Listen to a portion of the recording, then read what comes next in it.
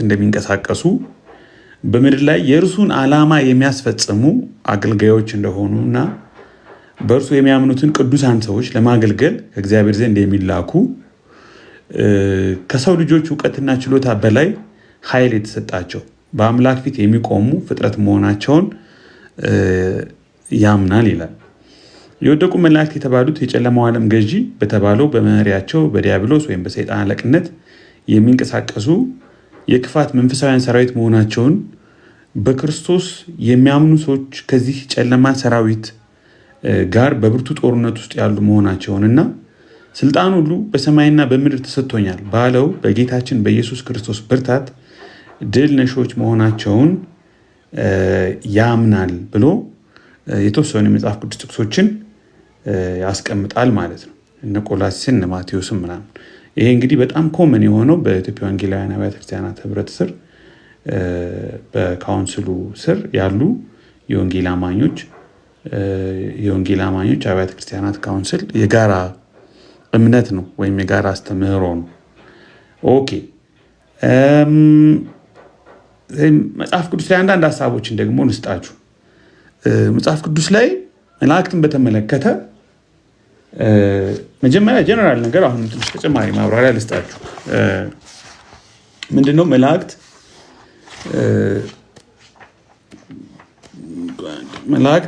ለምሳሌ በግዕዝ ለአከ ወይም ለአከ ከሚለው ቃል ጋር መልእክተኛ ወይም መልእክተኞች ማይጨበጡ ማይዳሰሱ ስጋና አጥንት የሌላቸው ማያገቡ ማይጋቡ ፍጥረታት ማለት ነው። እና ለምሳሌ ሰዱቃውያን በትንሣኤ ሙታን ማን ነው የሚያገባት የሚል ጥያቄ ኢየሱስን በጠየቁት ጊዜ ማቴዎስ ይህን ነገር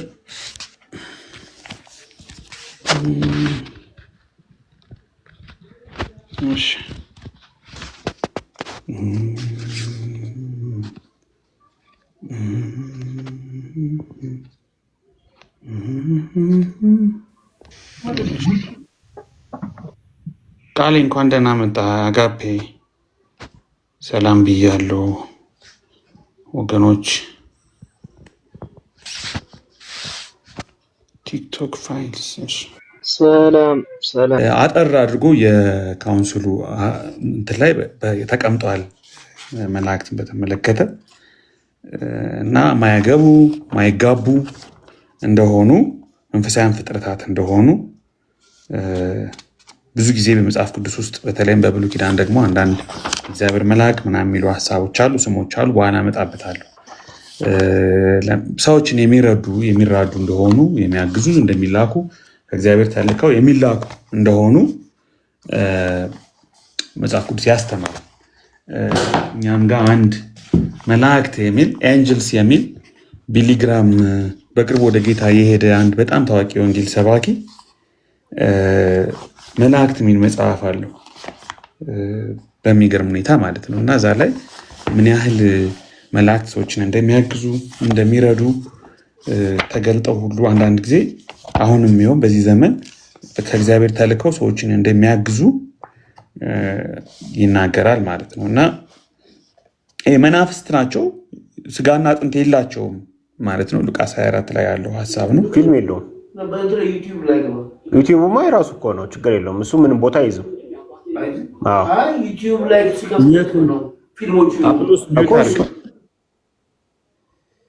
አጵሎስ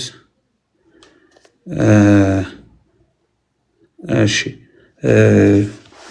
አሁን የተወሰነ አንድ 30-40 ደቂቃ የትምህርት ሰዓት ስለሆነ የሚያስተምሩ ወንድም እህቶችን ብቻ የምታስገቡ ለውይይት የሚሆኑ ኦርቶዶክሳውያን ምናምን ትንሽ እንዳይሰለቻቸው ቢቆዩ ነው የሚሻለው። አሁን ሞር መላእክትን በተመለከተ ትንሽ ዴብዝ ያለው ነገር እናስብ ብዬ ነው።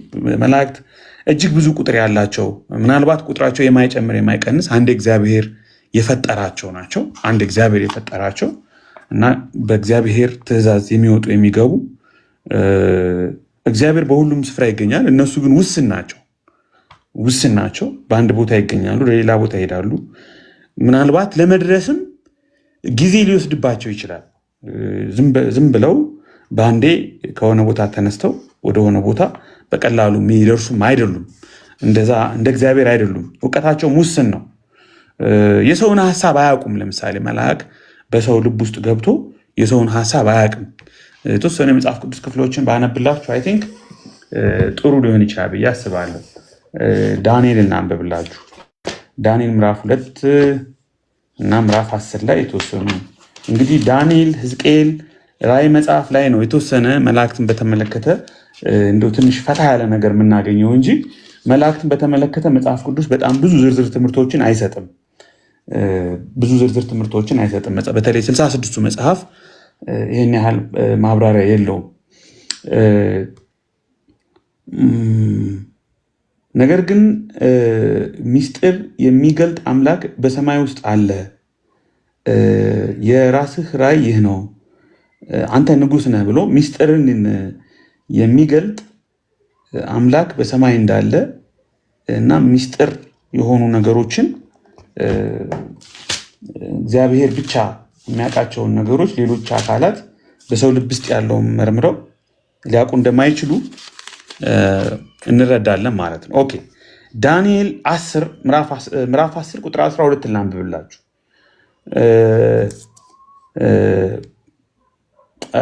እሺ መጥቻለሁ ይለዋል መልአኩ።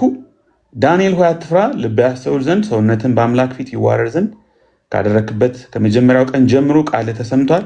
እኔ ስለ ቃል መጥቻለሁ። የፋርስ መንግስት አለቃ ግን 21 ቀን ተቋቋመኝ እና ባሰቡት ጊዜ ባሰቡት ፍጥነት መላእክት በአንዴ የተባለው ቦታ ላይ መድረስ ላይችሉ ይችላል። እንደ እግዚአብሔር አይደሉም፣ ግን ታላቅ ኃይል አላቸው። ብርቱዎችና ኃያላን ተብለዋል። በአንድ ሌሊት ብዙ ኃይል ብዙ ሰዎችን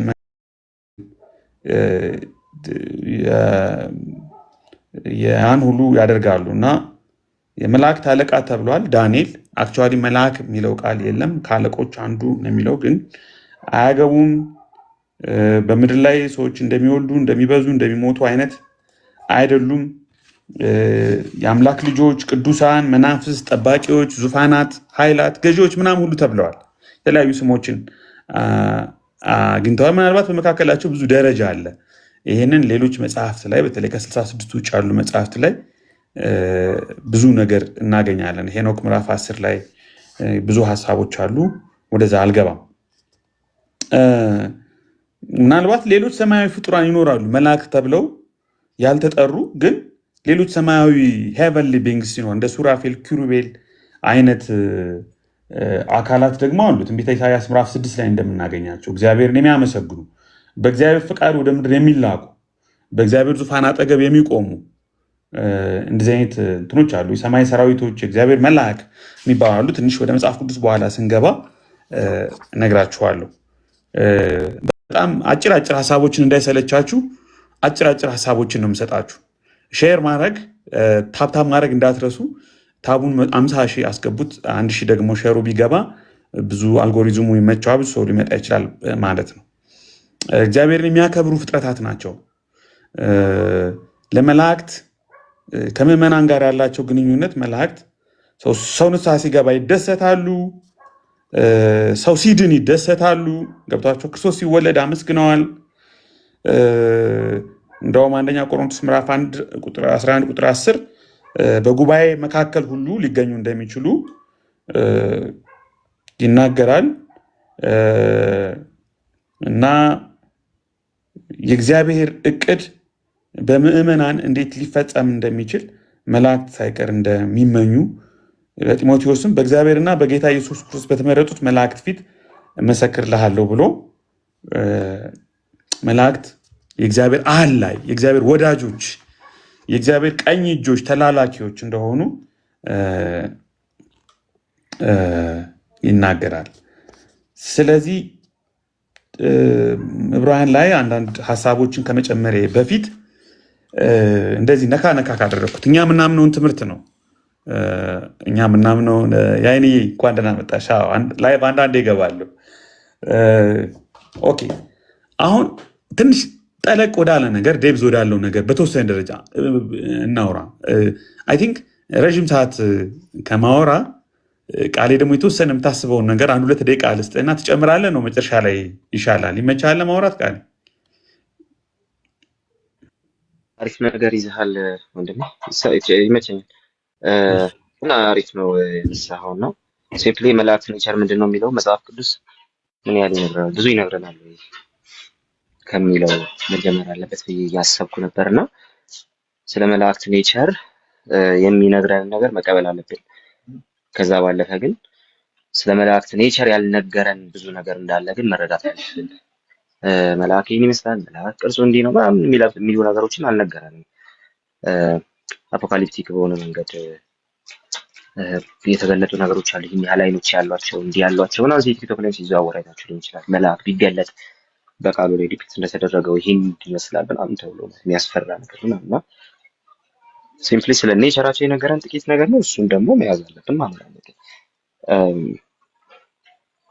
እኔን እያሰብኩኝ ነበረ በተለይ መላእክቱ አገልጋዮቹን መላእክቱን መናፍስት አገልጋዮቹን የእሳት ነበልባል የሚያደርግ ብሎ ይናገራል እና የሚላኩ መናፍስት ናቸው። ጀስት መንፈስ በምንለው ስቴት ውስጥ ያሉ አካላት መሆናቸውን መረዳት አለብን። በዋናነት ልናሆን የሚገባን ነገሮች ቅድም አንተ ያልካቸው ነገሮች ናቸው። ውስን ናቸው። ሁሉ ቦታ የመገኘት ሁሉ ቦታ የመገኘት ጉዳይ በተለይ ከዚህ ከዲቫይን ሲምፕሊሲቲ ጋር አያይዘን ማየት ያለብን ነገር ስለሆነ የእግዚአብሔር የራሱ አትሪቢዩት ነው። መላእክት በሁሉ ቦታ ይገኛሉ ብለን ልናስብ አይገባም። በኦርቶዶክስ በኩል ይባላል ወደ አንድ ገጽ ነው የዞረው ፊታቸው የሚባል ነገር አለ። በሁሉ ቦታ የሚገኙ አይደሉም። በእውቀት ሁሉን አዋቂ አይደሉም፣ ውስን ናቸው። ግን ደግሞ በኤግዚስተንስ ደረጃም እንደዚሁም ደግሞ በእውቀት ደረጃም እንደው ከኛ የሚያንሱ እንደሆኑ ግን የሚያስብ አይደለንም። በኃይልም ሁሉን በመቻልም እግዚአብሔርን የሚስተካከሉም አይደሉም፣ እንደ እግዚአብሔርም አይደሉም፣ ሁሉን የሚችሉም አይደሉም። ያ ማለት ግን በአቅም ደረጃም ከኛ የሚበልጡ በብዙ የሚበልጡ መሆናቸውን ይነግረናል። የሰናክሬምን ሰራዊት ምን ያህል መልአክ ነው እንትን ያደረጉ ሲባል አንድ መልአክ። እንደዛ አይነት ነገሮችን ስንመለከት በጣም ሀያል ናቸው በጉልበት ደረጃ በአቅም ባላቸውን ኤግዚስተንስ እንደዚሁም ደግሞ በሚያገለግሉት አገልግሎት ከሰው ልጅ ካፓሲቲ በላይ የሆኑ ከእግዚአብሔር ካፓሲቲ ሁሉ ግን ሊወዳደርም ሊነጻጸርም በማይችል መልኩ የበታች የሆኑ የእግዚአብሔር የራሱ ፍጥረታት የመሆናቸውን ነገር እንመለከታለን። ስለ ተግባራቸው የሚነግረን ነገር አለ መጽሐፍ ቅዱስ። ስለ ተግባራቸው የሚነግረን ከእግዚአብሔር ተልከው የሚያደርጉትን ሁሉ የሚያደርጉ ናቸው። አንዳንድ ጥቅሶችን መመልከት እንችላለን። መልአኬን በፊት እሰዳለሁ የሚለው በብዙ መንገድ እንትን ቢደረግም ኢንተርፕሬት ቢደረግም በኋላ ላይ ግን እግዚአብሔር መላእክቱን እየላከ ያደረጋቸውን ነገሮች እንመለከታለን እና እግዚአብሔርን ታዘው የሚመጡ ያለምንም ማወላወል የእግዚአብሔርን ትእዛዝ የሚፈጽሙ ናቸው። ከሰው ትእዛዝ ይቀበላሉ ብለን መጠበቅ እንደሌለብን በሚያሳይ መልኩ ከሰው ጥያቄ ይቀበላሉ ብለን መጠበቅ እንደሌለብን በሚያሳይ መልኩ ደግሞ አክት ሲያደርጉ እናያለን። ለምሳሌ የዘካርያስን ታሪክ መመልከት እንችላለን። የማርያምን ታሪክ መመልከት እንችላለን። ከሰው ተልከው ወደ እግዚአብሔር የሚያደርሱት ነገር እንዳለ መጽሐፍ ቅዱስ አይነግረንም። ከእግዚአብሔር ተልከው ወደ ምድር መጥተው የእግዚአብሔርን ፈቃድ ሲፈጽሙ ግን ያለምንም ማወላወል ያለ አንዳች ማወላወል ይፈጽሙታል። ከእግዚአብሔር ተልከው መጥተው ሰው ስለለመናቸው እና ሰው የሆነ ነገር ስላደረገ የሚያደርጉት ምንም ነገር የለም፣ ወይ ደግሞ ከእግዚአብሔር ትእዛዝ የሚያስቀሩት ምንም ነገር የለም። እግዚአብሔር ያላካቸውን እነሱን ለምን የምታገኘው ነገር የለም። ስለዚህ ከእግዚአብሔር ተልከው ግን የሚድኑትን የሚያገለግሉ መናፍስት መሆናቸውን ግን ይናገራል። በጴጥሮስ ሕይወት ያንን አይተናል ብዬ አስባለሁ። ሐዋርያው ጴጥሮስ ሲታሰር መርቶ እንዴት እንደወጣው መልአኩ እናውቃለን። እግዚአብሔር መልአኩን ልኮ ጳውሎስ እንዴት እንዳጽናናው እንመለከታለን። ከሁለቱም ግን መልእክት ይዘው ወደዛ ሲሄዱ አንመለከትም። ነገር ግን እግዚአብሔር በላካቸው ስፍራ ሁሉ ተገኝተው የእግዚአብሔርን ሀሳብ የሚረዱ የእግዚአብሔርን ሀሳብን ደግሞ የሚፈጽሙ የሆኑ ፍጥረታት መሆናቸውን እናያለን። በእኛ ሳይድ ይሄ ይታመናል ብዬ አስባለሁ። የቀረውን ነገር ደግሞ አንተ እየጨመርክበት ትሄዳለህ። ወደ በኋላ ላይ አንዳንድ መዛግብትን ማገላበጥ ይኖርብኛል።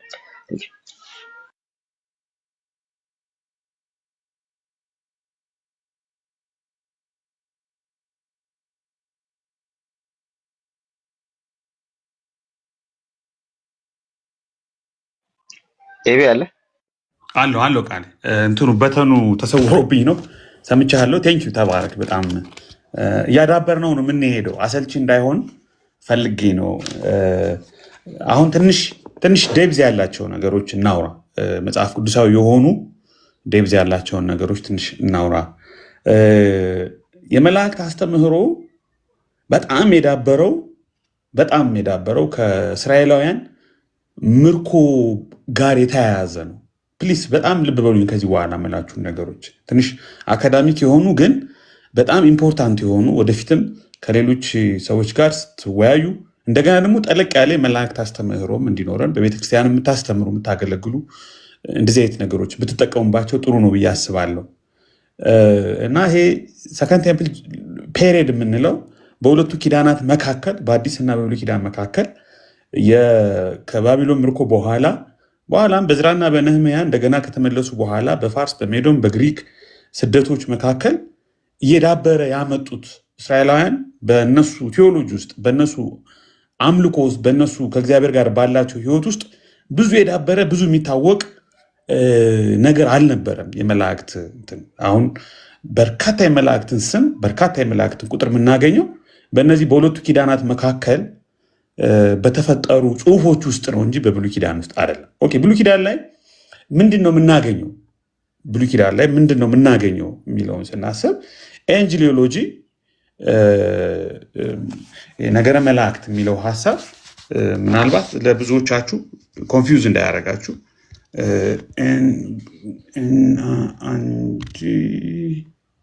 አንጂሎሎጂ ብዬ ትንሽ ደግሞ እንግሊዝኛ ልጨምርበት። ኖቲፊኬሽን ለምንድን ነው የማይደርሰኝ? ራይት፣ ምንድን ነው ማድረግ ያለብኝ? ኖቲፊኬሽኑን ዘግቼዋለሁ። እንደዛ ማድረግ ይዘጋል እንዴ? ቃሌ እኔ ላይቭ ሁኜ ኖቲፋይድ ላይደረጉ ይችላሉ? አይ አንተ ላይ በሆነ አይችሉም። ሌላ ቦታ ከገባ ላይ ሴቲንግ ከቆለፍክ ነው እንጂ የራስ ቤት አይችሉም። ፎሎወሮች ያሉ አካውንት ኮፒ ሊንክ መደረግ አለበት፣ ሪፖርት ተደርጎ ነው። እንደዛ ነው እንዴ? እሺ። ስለዚህ በቃ 83 ሰዎች አላችሁ። አሁን መጨረሻ ላይ የለቀኩት አንድ ጥቅስ አለ፣ የዳዊት ስር ድል ነስቷል የሚል አካውንቴ ጋር ሂዱና ሪፖስት አድርጉት። እንደገና ደግሞ ራሱን አካውንቴንም ምንድን ነው የሚደረገው? ቃሌ ሪፖስት ነው የሚደረገው። ኮፒ ሊንክ ነው መሰለኝ የሚደረገው። ኮፒ ሊንክ ይደረጋል። እሺ፣ አካውንቴን ኮፒ ሊንክ አድርጉት። እንደገና አሁን መጨረሻ ላይ እሺ፣ ኤንጅሎሎጂ ወይም ነገረ መላእክትን በተመለከተ መጽሐፍ ቅዱስ ዴብዝ ያለው ትምህርት ብዙ ባይሰጥም፣ ለምሳሌ ብሉይ ኪዳን ላይ የሆነ ግልጽ የሆነና የተሟላ ቅድም ቃሌ እንዳለው እነማን ናቸው ምንድን ናቸው መላእክት የሚለውን ኢቭን በክሬሽን አካውንት በፍጥረት ዝርዝር ውስጥ አናገኛቸውም ማለት ነው። ግን በእግዚአብሔር እንደተፈጠሩ ደግሞ መዝሙር 148 ላይ በግልጽ እናገኛቸዋለን። እና ማላክ የሚለው የሂብሩ ቃል ሂ ሁ ሴንት የሚልክ እንደማለትም ነው። ኢሚሴር እንደሆኑ የእግዚአብሔር ልዩ መልእክተኞች ጋድስ ስፔሻል ኤጀንትስ እንደሆኑ እናምናለን ማለት ነው። መጽሐፍ ቅዱስ እንደዛ ያስተምራል። አንዳንድ ጊዜ ይሄ ኤንጅልስ ወይም መልእክተኞች የሚለው ቃል ራሱ ሀሳብ ራሱ በሰዎችም የተጠሩበት መልእክተኛ የሚለው ሀሳብ እንደዚህ አይነት ዮሐንስ መጥምቁም መልእክተኛ ተብሏል። ይሄን ግሪክ ቃሉን አቻ ቃሉን ራሱ ሰዎችም አንዳንድ ጊዜ ተጠቅመውታል ማለት ነው። ነፃ ይሄ በቃ ማለት ከእግዚአብሔር ውጭ በራሳቸው የሆነ ኢንዲፔንደንት የሆነ ፈቃድ ያላቸው ሆኖ አናገኛቸውም። እንደዛ እናምናለን ወይ እንደዛ እናስተምራለን። ነፃ ፈቃድ አላቸው፣ ግን በራሳቸው ግን የሆኑ ነገር እንደሚያደርጉ ሳይሆን በእግዚአብሔር ተልከው እና ደግሞ ዋይኒ ግሩደም ሲስተማቲክ ቴዎሎጂ ላይ ገጽ 168 ላይ ክሪኤትድ ስፒሪቹዋል ቢንግስ ናቸው ከሞራል ጀጅመንት ጋር ከሞራል ጋር እና ደግሞ ከፍ ካለ እውቀት ጋር የተፈጠሩ መንፈሳዊ ነገሮች ናቸው፣ መንፈሳዊ ህልውናዎች ናቸው ይላል። ግን ፊዚካል የሆነ እንደ ሰው አይነት የሚዳሰስ አይነት ቦዲ የላቸውም። በዛ ፎርም ግን አንዳንድ ጊዜ ሊገለጡ ይችላሉ። ሰኖፍ ጋር ተብለዋል፣ ቅዱሳን ተብለዋል፣ ዋቸርስ ተብለዋል፣ ጉበኞች፣ ጠባቂዎች ተብለዋል። ኢሳያስ ምዕራፍ 63 ቁጥር 9 ላይ በእግዚአብሔር ሕልውና ፊት የሚቆም መልአክ የሚገኝ መልአክ ተብለዋል። የእግዚአብሔር ሮያል ሃውስሆልድ የእሱ መልእክተኞች ተብለዋል። ኤንጅል ለምሳሌ በብሉይ ኪዳን አጋርን ሊረዳት በምድረ በዳ መጥቶ እንደነበረ፣ ሰዶምን የሚያጠፉ መላእክት መጥተው እንደነበረ፣ በተለይ ኤንጅል ኦፍ ዘ ሎርድ የሚለውን እመጣበታለሁ። እንዲህ አይነት ፍንጮችን ነው የምናገኘው። በጣም የተብራራ ጎላ ያለ ነገር እና በተወሰነ ደረጃ አንድ ካቶሊክ ስኮላር አለ በጣም የምወደው፣ ብዙ ጊዜ መጽሐፍቶቹን እጠቀማለሁ እና ለምሳሌ ኤንጅልስ ኤንድ ዲመንስ የሚል የካቶሊክ ኢንትሮዳክሽን የሚል መጽሐፍ አለ። ሰርጌ ቶማስ ቦኒኖ ነው የሚባለው። ቦኒኖ እንደዚህ ይላል፣ አዲንትራ እና አዴክስትራ ናቸው። አዲንትራ ጋድስ ኮርት፣ አዴክስትራ ሂዝ አርሚ ናቸው ይላል። ልክ እግዚአብሔር የሚልካቸው የእሱ ሰራዊቶች ናቸው፣ የእሱ አገልጋዮች በዙፋኑ ፊት የሚሆኑ አገልጋዮች ናቸው ይላል። እና ሱራፌል እና ኪሩቤል ደግሞ ለየት ያሉ አካላት ናቸው። ኦኬ ኤንጂል የሚለው መልአክ የሚለው ቃል እንግዲህ 196 ጊዜ በብሉይ ኪዳን ተጠቅሷል። 196 ጊዜ ግን 84ቱ ኦልሞስት ግማሽ አካባቢ የሚሆነው የእግዚአብሔር መልአክ የሚለውን ቃል ነው የሚመለከተው። ኤንጅል ኦፍ ዘ ሎርድ የሚለውን ይሄ ኤንጅል ኦፍ ዘ ሎርድ ምንድን ነው ማን ነው የሚለው በጣም ዲቤተብል ነው፣ ያከራክራል። ማን ነው ይሄ ኤንጅል ኦፍ ዘ ሎርድ? የእግዚአብሔር መልአክ ምንድን ነው? ጀስት እንደ ማንኛውም አይነት መልአክ ነው ወይስ ኢየሱስ ክርስቶስ በብሉይ ኪዳን ነው? ባይ ዘ ዌይ የውስጢን ሰማያት ተከራክሯል። ኢየሱስ ክርስቶስ ነው ብሏል ቃል በቃል። በቃ ይሄ ኤንጅል ኦፍ ዘ ሎርድ ኢየሱስ ክርስቶስ ነው ብሎ አርጊው አድርጓል። ምክንያቱም ኤንጅል ኦፍ ዘ ሎርድ በኦልድ ቴስታመንት እንደ ቴዎፋኒ፣ ክሪስቶፋኒ፣ የእግዚአብሔር መገለጥ፣ የክርስቶስ መገለጥ የምንላቸው እንትኖች አሉ። ኤንጅል ኦፍ ዘ ሎርድን ከክርስቶስ ጋር ባይዘወይ ከክርስቶስ ጋር ያገናኘው ፋይሎ የሚባል አንድ አይሁዳዊ ፊሎሶፈር አለ። በግሪክ ፍልስፍና ውስጥ የገባ አንድ አይሁዳዊ ሎጎስ ነው ብሏል። ሎጎስ ነው ብሏል። ሲድራቅ ሚሳቅ አብደናጎ እሳት ውስጥ በተጣሉ ጊዜ ሰለስቱ ደቂቅ የሚለውን ሃይማኖት አበው ውስጥ አይ ቲንክ አቡሊዲስ ይመስለኛል ካልተሳሳትኩ አውጥቼ ላነብላችሁ እችላለሁ። አቡሊዲስም ክርስቶስ ነው ብሏል። ሂፖሊተስ ነው አቡሊዲስ መሰለኝ ካልተሳሳትኩ ሂፖሊተስ ነው። ራሊን አይቼው ነበረ ወይም ራሊ ወይም ቴዳ አቡሊዲስ ሂፖሊተስ ነው። ልክ ነኝ? ኮሜንት ላይ የሚያግዘኝ ሰው ነው። ኦኬ እሺ ሶ አቡሊዲስ ራሱ ወይም ሂፖሊተስ ክራይስት ነው ብሎ እንደተከራከረ ሃይማኖት አበው ላይ ያነበብኩትን አስታውሳለሁ። ትንሽ ቆየት ብሏል ካነበብኩት። እኛውን ጥቅስ ነው ያልከው ኤንጅል ኦፍ ዘ ሎርድ የሚለውን የእግዚአብሔር መልአክ የሚለውን በብሉይ ኪዳን ፋይሎ፣ አቡሊዲስ ክርስቶስ ነው ብለዋል። የውስጢን ሰማያትም ክርስቶስ ነው ብለዋል። ክርስቶስ በብሉይ ኪዳን ሲገለጥ ነው ብለው ጠቅሰውታል። ፓርቲኩላርሊ የሆነን ጥቅስ ብቻ ሳይሆን የእግዚአብሔር መልአክ የሚለውን ከሎጎስ ጋር ፋይሎ ሎጎስ ነው ብሎ ይገልጠዋል። አቡሊዲስ ክራይስት ነው፣ የውስጢን ሰማያት ክርስቶስ ነው ብለው ይገልጡታል ማለት ነው። ግን ይሄ በጣም እየዳበረ የመጣ በምርኮ ዘመን ውስጥ የመጣ ክርስቶፍ ሮላንድ ፐዝል እየተጫወትኩ ነው። አንድ ደቂቃ ኦኬ እሺ። ስለዚህ እግዚአብሔር ቅድም ዲቫይን ሲምፕሊሲቲን አንስተሃል ቃል ልክ እግዚአብሔር ኢማነንትሊ ይሄ ከትራንሰንደንሱ ልሂቅ ከመሆኑ የላቀ ምጡቅ ከመሆኑ የማይደረስበት ከመሆኑ ወጥቶ ሰዎችን ኮሚኒኬት የሚያደርግበት አንዱ መንገድ ዌይ ኦፍ ስፒኪንግ ኦፍ ጋድስ ኢማነንስ የእግዚአብሔር ተጨባጭነት፣ የእግዚአብሔር መገኘት፣ የእግዚአብሔር ከሰዎች ጋር ኮሚኒኬት ማለት መገለጫ ሆኖ ታይቷል ማለት ነው፣ አገልግሏል ማለት ነው። ሕዝቅኤል ምዕራፍ 1 ላይ መርካባ ትራዲሽን የምንለው ትንሽ ለየት ያለ የመንኮራኩሮች ራእይ አለ። እሱ በተወሰነ ደረጃ ከመላእክት አስተምህሮ ጋር በኋላ ከሚመጣው የመላእክት አስተምህሮ ጋር በተወሰነ ደረጃ የሚያግዛቸው ቢሆንም በቀጥታ የመላእክትን አስተምህሮ የሚመለከት ነገር አለ። ጁሽ መርካባ ትራዲሽን ነው የሚባለው። ራእይ ምዕራፍ 4 ላይም በኋላ በተወሰነ ደረጃ ይገለጻል። ሕዝቅኤል ምዕራፍ 1 ላይ ነው ያለው። ሄኖክ 14 ላይ፣ ዳንኤል 7 ላይ የተወሰኑ ፍንጮች አሉ። ስለዚህ ይሄ የመላእክት አስተምህሮ ዴቨሎፕ እያደረገ የመጣው መላእክት አስተምህሮ ብሉይ ኪዳን ላይ በጣም ጎልቶ የሚታይ አይደለም። ይህንን ነው እንድትይዙልኝ የምፈልገው። ብሉይ ኪዳን ላይ የእግዚአብሔር መልአክ የሚለው ከ196 84 የእግዚአብሔር መልአክ ነው ይላል። ስለዚህ አብዛኛው የመላእክት አስተምህሮ፣ የመላእክት ስም፣ የመላእክት አገልግሎት ጎልቶ የሚታየው በኋላ የመጣ ሀሳብ ነው። በኋላ የመጣ የምንለው ፔሪድ የትኛውን ፔሪድ ነው? በኋላ የመጣ የምንለው ፔሪድ በሁለቱ ኪዳናት መካከል ያለውን ፔሪድ ነው። በሁለቱ ኪዳናት መካከል ምንድነው ሀፕን ያደረገው? ምርኮ ሀፕን አድርጓል።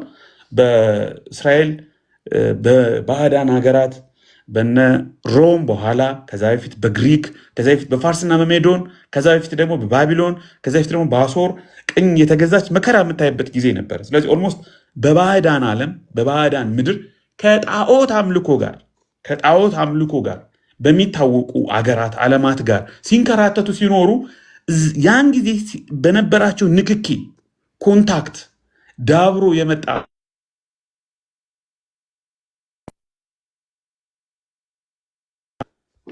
ይቅርታ ስልክ ገብቶብኝ ነው።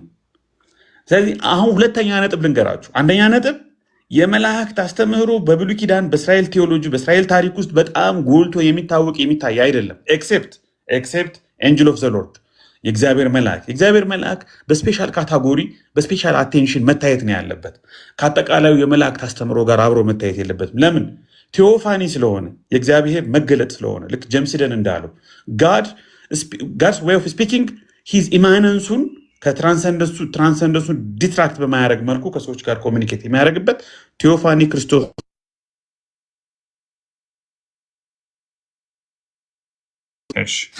ተመልሻለሁ። እሱ ነው። ሁለተኛው ደግሞ የመላእክት አስተምህሮ በጣም ጎልቶ የመጣው ከእስራኤል የምርኮ ታሪክ ጋር በተቆራኘ መልኩ ነው። ይሄ በጣም ኢምፖርታንት ፖይንት ነው ብዬ ነው ማምነው። ወደ ምርኮ ሲሄዱ መጀመሪያ የነበረውን የመርካባ ትራዲሽን ሕዝቅኤል ላይ የነበረው በብሉይ ኪዳን የሱራፌል እና የኪሩቤል ኢሳያስ 6 ላይ የነበረው አጋርን እና የኤንጅል ኦፍ ዘ ሎርድን ኮንሰፕት በተወሰነ ደረጃ እግዚአብሔር በዛ መልኩ ከነሱ ጋር ኮሚኒኬት ሲያደርግ ነበረ። በዚህ ቴዎሎጂ ውስጥ በዚህ አንደርስታንዲንግ ውስጥ ሆኖ ምርኮ ውስጥ ገቡ። ምርኮ ውስጥ ገብተው ሲወጡ በጣም በርካታ የመላእክት ስሞች፣ በጣም በርካታ የመላእክት ቴዎሎጂ ውስጥ ገብተው ተገኙ። አሁን ይሄን ላሳያችሁ። ስለዚህ የኤንጅልስ ዶክትሪን ኦፍ ኤንጅልስ የመላእክት አስተምህሮ በጣም ዴቨሎፕ ሆኖ የምናገኘው በነን ካኖኒካል ሊትሬቸርስ ውስጥ ነው። በዲትሮ ካኖኒካል ሊትሬቸርስ ውስጥ ነው። ዲትሮ ካኖኒካል ሊትሬቸርስ የምንላቸው ወይም በኢትዮጵያ ኦርቶዶክስ ተዋሕዶ ቤተክርስቲያን ቀኖና አቆጣጠር 1980 መጽሐፍ ቅዱስ ላይ ዲትሮ ካኖኒካል ብሎ መሀል ላይ ያስቀመጧቸው ከ66 ውጭ የሆኑ መጽሐፍትን ነው።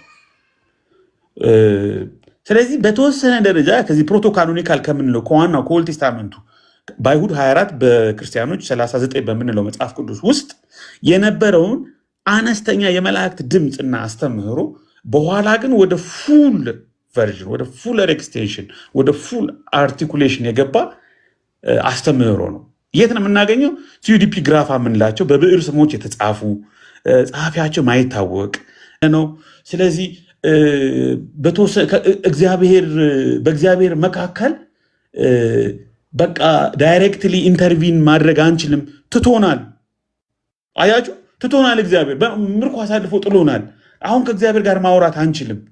አሁን ሚዲየተር ኢንተርሚዲየሪ ቦዲ እንፈልጋለን። የእኛን ሂውመን አፌር ዳይሬክት ኢንተርቪን ማድረግ ስለማይፈልግ እግዚአብሔር በቃ አማላጅ እንፈልጋለን፣ የሚረዳ እንፈልጋለን።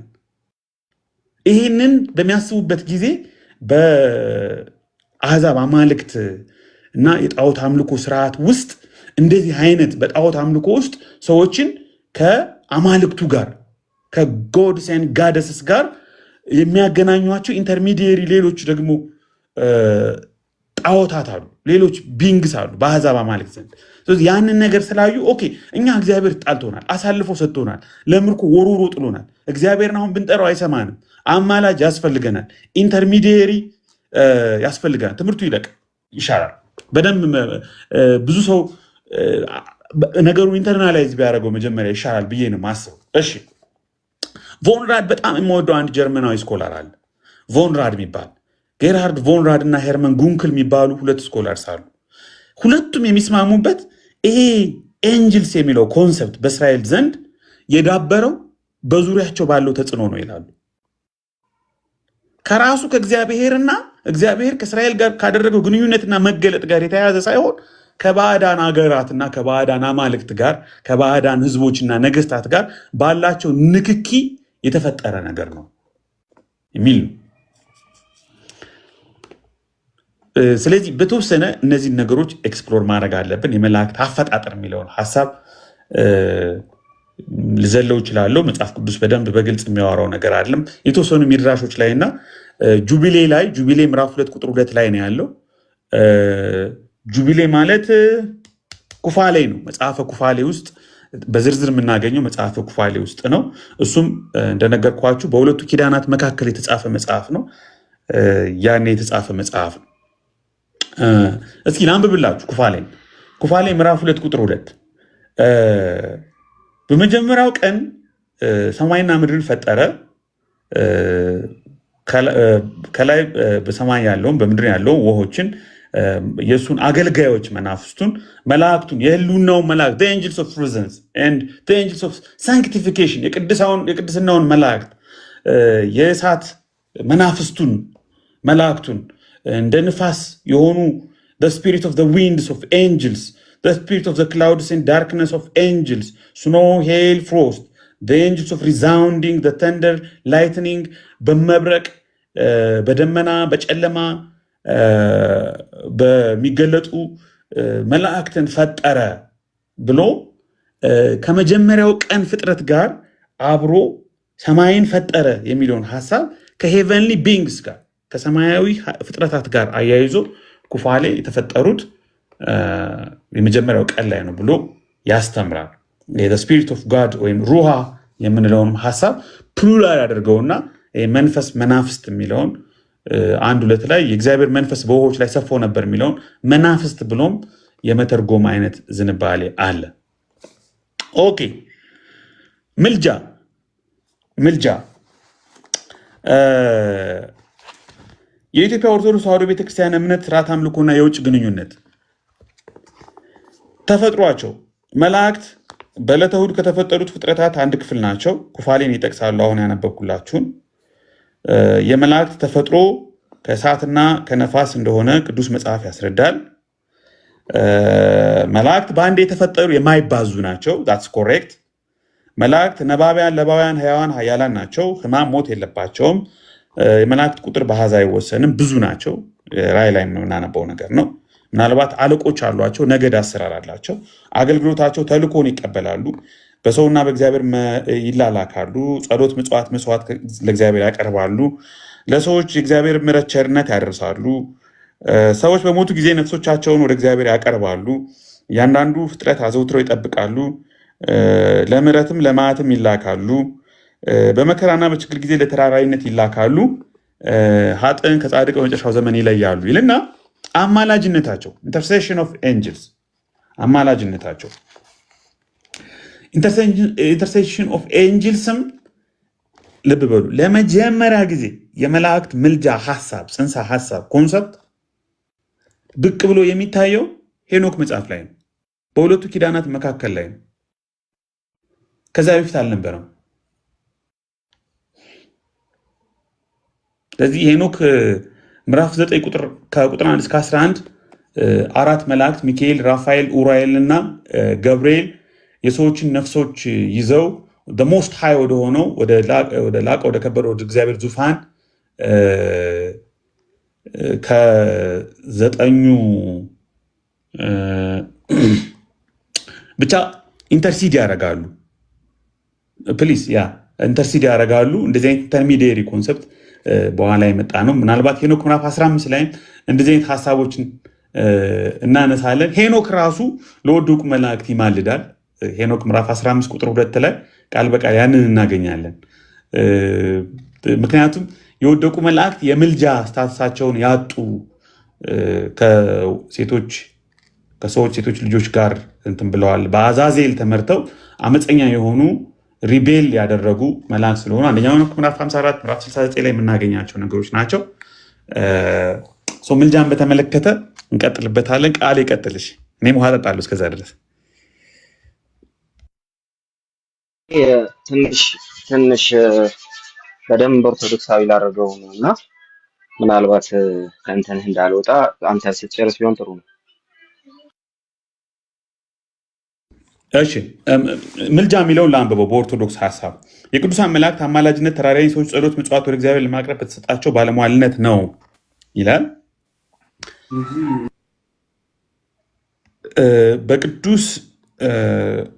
በቅዱስ መጽሐፍ በሰፊው እንደምንረዳው የብዙዎችን ሰዎች ጸሎት፣ መስዋዕትና ምጽዋት ወደ እግዚአብሔር እያቀረቡ የሚፈልጉትን መልካም ነገር ያሰጣሉ። ደስታና የምስራቹን ለሰዎች ያበስራሉ። ደስታን ማብሰር፣ ማጽናናት፣ የምስራችን መንገር ከእግዚአብሔር የተሰጣቸው ጸጋ ነው ይላል። የቅዱሳን መላእክት አማላጅነት በቅዱሳት መጽሐፍ በስፋት ይነገራል ይላል። አይ ቲንክ አንዱ ትልቁ ችግር ሆኖ ያገኘሁት ይሄ ነው። ይሄ የሄኖክ ምዕራፍ 10 ቅድም ያልኳችሁ ተጠቅሷል። ዘካርያስም ተጠቅሷል። ዘካርያስ የተጠቀሰውን ዘካርያስ ምዕራፍ 1 ቁጥር 12 ላንብብላችሁ። ዘካርያስ ላይ አለ የተባለው ምዕራፍ 1 ቁጥር 12 የእግዚአብሔር መልአክ መልሶ አቤቱ የሰራዊት ጌታ ሆይ እነዚህ 7 ዓመት የተቆጣቸውን ኢየሩሳሌምንና የይሁዳን ከተሞች የማትምራቸው እስከ መቼ ነው አለ የሚለውን ሀሳብ ይዘው ነው። የእግዚአብሔር መልአክ የሚለውን ግን ዶንት ፎርጌት ቅድም ነግሬያቸዋለሁ። እሺ መጀመሪያ መጽሐፍ ልክ ነው፣ በእናንተ እንደዛ ይታሰባል። ዓለም አቀፍ ስምምነቱ ግን እንደሱ አይደለም። ኦኬ ዘጸአት ላይ ያሉ ቅዱሳን መላእክት ንስሐ ገብተው በተመለሱ ሰዎች ሕይወት ደስታ እንደሚያደርጉ ያው ብዙ መላእክት ደስ ይላቸዋል የሚለው ነው። ክብራቸው ለአምላካቸው ቀናያን ለነፍሳት ቀዋሚያን ስለሆኑ ለምሕረትም ለመዓትም ስለሚላኩ ይልና ሰዎችን በችግራቸው ጊዜ ስለሚረዱና ስለሚያማልዱ ቤተክርስቲያን ታከብራቸዋለች። በስማቸው ጽላት ቀርጻ ቤተክርስቲያን አሳንጻ ድርሳቸውን አስጽፋ እንዲመሰገኑና እንዲከበሩ ታደርጋለች። የጸጋንና የአክብሮት ስግደት ይሰገድላቸዋል ተብሎ እነዚህ ዳንኤል ዘፍጥረት በሙሉ ይጠቀሳሉ። አሁን ትልቁ ፖይንት ይሄ ነው። ያማልዳሉ። በዚህ ምክንያት የጸጋና የአክብሮት ስግደት ይሰገድላቸዋል፣ ጽላት ይቀረጽላቸዋል፣ ቤተክርስቲያን ይታነጽላቸዋል፣ ድርሳን ይጻፍላቸዋል፣ እንዲመሰገኑና እንዲከበሩ ታደርጋለች የሚለው ትምህርት በእኔ እምነት በጣም ቻሌንጂንግ እና በጣም ለብዙ ፕሮቴስታንቶች ሄቪ የሆነ ከባድ ነገር ለመቀበል በጣም የሚያስቸግር ነገር፣ ብዙ ፕሮቴስታንቶች ወደ ኦርቶዶክስም ላለመመለስ ከኦርቶዶክስም ለመውጣት ምክንያት የሆነ አንዱ አስተምህሮ ነው ብዬ ነው የማስበው። እና ኢትዮጵያ ውስጥ ደግሞ በተለየ ሁኔታ የመላእክት አስተምህሮ ወይም የመላእክት ምልጃና ለመላእክት የሚሰጥ ምስጋና፣ አክብሮት የተጋነነ ሁሉ እስኪመስል ድረስ እንታዘባለን፣ እናያለን። እና ይህ ነገር መጽሐፍ ቅዱሳዊ ነው ወይ ስንል እኔ አርጊው ማድረገው ይሄ ነገር በፍጹም መጽሐፍ ቅዱሳዊ አይደለም።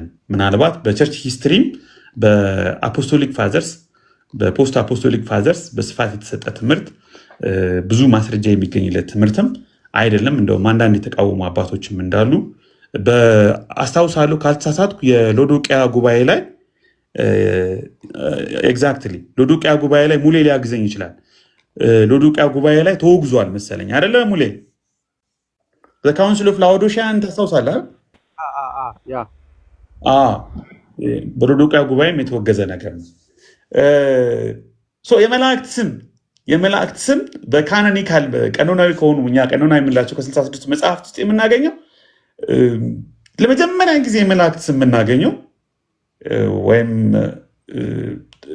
ገብርኤልን ሚካኤልን ምናምን የምናገኘው ዳንኤል ውስጥ ነው። ሄኖክ ግን ብዙ የመላእክትን ስም ይጠቅሳል። እነ ሚካኤልን፣ እነ ኡራኤልን፣ እነ ራፋኤልን፣ እነ ገብርኤልን፣ ራጉኤልን፣ እነ ሰራቅኤልን፣ እነ ረሜኤልን ሄኖክ 20 ላይ ምናምን ብትገቡ ታገኛላችሁ። ስለዚህ አብዛኞቹ የመላእክት ስሞች የመላእክት ስያሜዎች እና ኢቭን በተለያዩ እነዚህ ራሱ ራፋኤል፣ ራጉኤል፣ ሚካኤል፣ ሳራቅኤል የሚለውን አንድ ስኮላር እንደውም በጣም ሲያጠናው ከእግዚአብሔር ስም ጋር ብቻ ሳይሆን ይሄ ዶክተር ብሩክ አየለ የሚባል የመካነ ኢየሱስ ብዙ ዓመት መካነ ኢየሱስ ሴሚናሪ ፕሬዚደንት የነበረ ሰው ነው። አንጅሎሎጂን ያጠናበት ስራ አለ ከይሁዳ መልእክት ጋር አያይዙ። ምናልባት ከቦታ ጋር ሁሉ እነዚህ ሰፊክሶች የሚመጡ ሰፊክሶች ከፕሮቪንሶች፣ ከአውራጃዎች፣ ከግዛቶች ጋር ሁሉ የተያያዙ ሊሆኑ ይችላሉ ብሎ ያስባል። ሃይራርኪ አለ፣ በመላእክት መካከል ሃይራርኪዎች አሉ፣ አለቆች የሚባሉ አሉ። በጣም ዲፍረንሺየት የሆኑ ክላሲፊኬሽንስ አሉ። ይህን ዳንኤል ላይ እናገኛለን፣ እነ ሄኖክ ላይ ነው የምናገኘው። አንድ ቴስታመንት ኦፍ ሌዊ የሚል አለ። የወደቁ መላእክትን በተመለከተ ያው ሸሚያዛ ትራዲሽን እና ዛዜል የምንለው ነገር አለ። የወደቁ መላእክት በምድር ላይ መጥተው የወንዶች የሰው ሴት ልጆችን አግብተዋል፣ ኔፍሊሞች ተወልደዋል የሚለው ሀሳብ አንዳንዶች ሚቶሎጂ ነው፣ ቃል በቃል መውሰድ የለብንም። ዲስኦቢዲየንስን መላእክቱ እንዴት ዲስኦቢዲየንት እንደሆኑ ይናገራሉ። ኩፋሌ ላይ እና ሄኖክ ላይ እርስ በርሱ የሚጋጭ ነገር እናገኛለን። እንደ ኤኖክ አይደለም ያ ዲስኦቢዲየንሱ። ለምሳሌ ኩፋሌ አመፁ የተገኘው መላእክቱ ያመፁት በሰማይ አይደለም በምድር ላይ ነው አመፁ የሚለው በምድር ላይ ነው አመፁ የሚለው። ሄኖክ ደግሞ አመፁ የተፈጸመው በሰማይ ነው፣ ከዛ ወደ ምድር ወረዱ ነው የሚለው። ኩፋሌ ግን እንደዛ ሳይሆን ምድር ላይ ራሱ ነው አመፁ የተፈጠረው የሚል። እነ ጦቢት ላይም አንዳንድ ሀሳቦች አሉ።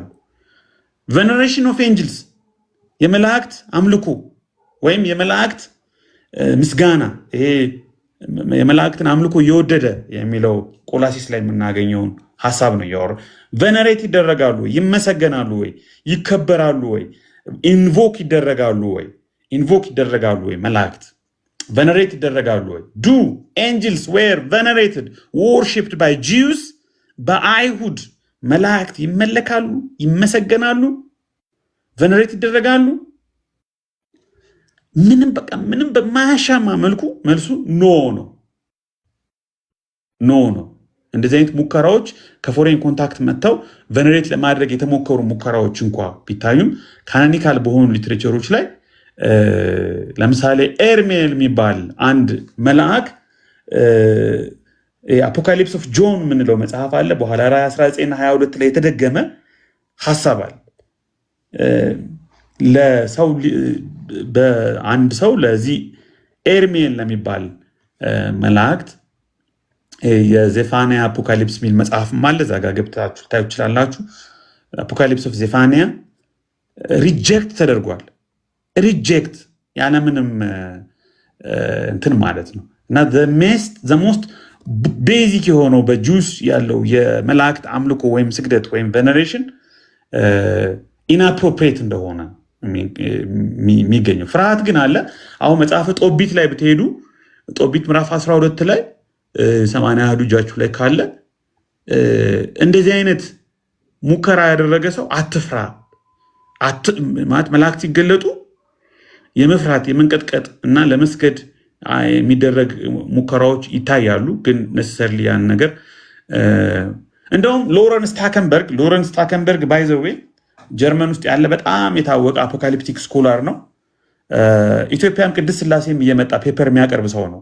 ቅድስት ሥላሴ የኦርቶዶክስ ቅድስት ሥላሴ መንፈሳዊ ኮሌጅ አስታውሳለሁ። አምና ሁሉ ብቅ ብሎ ነበር። እሱ ራሱ ዘ ሚስ ኦፍ ሬቤሊየን ኤንጅልስ የሚባል በጣም ትልቅ መጽሐፍ አለው። ኤንጅልስ ቬነሬሽን እና ክሪስቶሎጂ የሚል መጽሐፍም አለው። ፒኤችዲው ነው እሱ።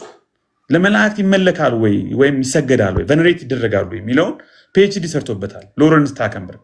እና እሱ የኢትዮጵያ ውስጥ ያሉ የአማርኛ የተለያዩ ስራዎችን ሁሉ ቼክ ያደርጋል ብዙ ጊዜ። እና ይሄ ቬነሬሽን ኢንቮኬሽን ኦፍ ኤንጅልስ ለአሲስታንስ ይሄ እንዲያግዟቸው፣ እንዲበቀሉላቸው፣ እንዲጠብቋቸው መላእክቱን መጥራት ኢንቮክ ማድረግ፣ ሪቨርስ ኦፍ ኤንጅልስ በአምልኮ ሰዓት በቃ መጥራት ሚካኤል ሊቀ መላእክት ሚካኤል ሊቀ መላእክት አንተ አድነን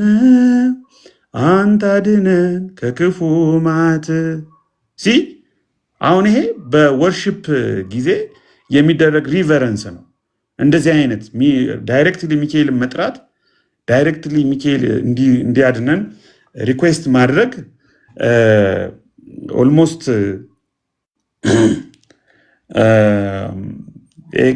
ኤክስፕረስ ማድረግ፣ እምነትን መጣል፣ መጥራት፣ ዳይሬክትሊ ኢንተርቪን እንዲያደርግ ኮሚኒኬት ማድረግ አንዱ መገለጫው ነው። ስለዚህ ሶስት ነገሮች ኢንቮኬሽን ኦፍ ኤንጀልስ ኢንቮኬት ማድረግ ኢንቮክ ማድረግ መጥራት፣ ለእርዳታ ለበቀል ለጥበቃ መጥራት። ሁለተኛ ደግሞ ሪቨረንስ ሪቨር ማድረግ ቬነሬት ማድረግ በአምልኮ ሰዓት ቬነሬት ማድረግ። ሶስተኛው ደግሞ ኤክስፕሬሽን ኦፍ ታንክስ ጊቪንግ ምስጋናን ማቅረብ መባረክ በቃ ስሙን ማወደስ ስሙን መባረክ ስሙን ማመስገን ስሙን ማድነቅ። እንደዚህ አይነት ነገሮች በሶስት መንገዶች ይገለጣሉ ይላል ሎረንስ ታከንበርግ። ግን ይሄ በቀጥታ ከአንድ አምላክ አምላኪነት ከአይሁድ እምነት ቴዎሎጂ ከመጽሐፉ ባለቤቶች እግዚአብሔር ራሱን ለመጀመሪያ ጊዜ በዓለም ላይ ለሰው ልጆች ሲገልጥ ከተጠቀመባቸው ከእስራኤላውያን አስተምህሮ ጋር የሚጋጭና ስህተት የሆነ ትምህርት ነው ብሎ ሎረንስ ታከንበርግ ያጠቃልለዋል እላችኋለሁ። የተወሰኑ ነገሮች ልጨምራለሁ። ቃሌ ለአንተ ድሉ ልስጥህ። ተባረኩ።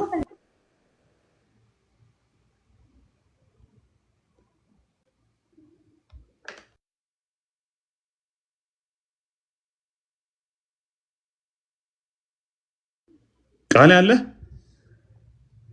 እሺ ቃሌ እስኪመለስ ሙሌ የምትለው ነገር አለ ወይ? ተጠራው። እሺ ቀጥል ቃሌ። አይ አሪፍ ነገር አንስተሃልና ተስሪል ግድ አሪፍ ነገር ነው። የተወሰኑ ነገሮችን ላንሳ። ወደ በኋላ ላይ ኦርቶዶክሳውያን ከገቡ አንዳንድ ጥያቄዎችን ብንጠይቅ መልካም ነው ብዬ አስባለሁ እና ደግሞ ብንማማር ሰው በተለይ ከዚህ ከነገረ መላእክት አንጻር በጣም እየተለጠጡ የመጡ ነገሮች ኤክስትራ ቢብሊካል ሶርሶች ላይ ያሉ አይሁዳውያኑ ራሳቸው እንደ አውቶሪቴቲቭ የሚወስዷቸው ነገሮች ተወስደው ሰው በኒው ቴስታመንት ፔሪድ ደግሞ ሌሎች የተገኙ መዛግብትን ጭምር ተጨምረውበት ነው እና እንደነዚህ አይነት ነገሮች አደገኝነታቸው እኔ ክርስትናውን እስከ ማስጣል ይደርሳሉ ብዬ አስባለሁ። ለምሳሌ የኢትዮጵያ መላእክት ላይ የተመለከቱ መዛግብት ውስጥ ያሉ ነገሮች ክርስትናን እስከ ማስጣል የሚደርሱ ናቸው ብዬ አምናለሁ። ጥንቃቄ የሚፈልጉ ነገሮች አሉ በጣም በዚህ ሳይድ ማለት ነው።